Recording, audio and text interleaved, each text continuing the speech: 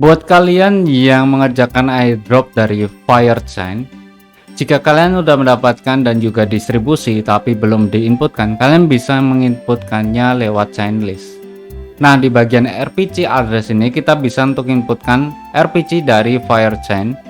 Setelah kalian menginputkan dengan di APPS kalian atau kalian udah sambungkan dengan MetaMask, lalu ada Binance Wallet, OKX Wallet, Web3, terus Wallet, lalu ada Phantom, ada lagi yaitu adalah Sepal Wallet, kayak gitu banyak banget kan guys.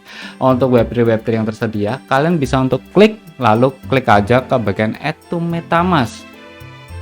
Setelah udah kalian aktifkan, karena gua menggunakan PC ya, jadi otomatis menggunakannya MetaMask gitu. Kalian klik aja setujui, lalu bakalan secara otomatis udah menambah. Jika kalian mau menginputkan secara manual, kita bisa untuk masuk aja. Di bagian sini gua akan perbesar, perluas tampilan. Di bagian Firechain, lalu kita bisa untuk masuk ke bagian jaringannya, klik edit. Nah, ini dia, nama jaringannya adalah Firechain, RPC URL nya rpc.firechain.com, lalu ID chain nya yaitu 194, simbol mata uang FIR, URL block explore yaitu block.firechain.com.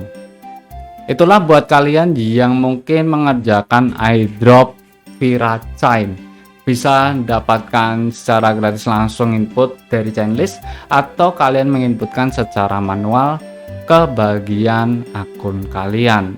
Nah, mungkin segitu aja untuk bagaimana kita menyambungkan untuk RPC custom chain ID dari Firechain.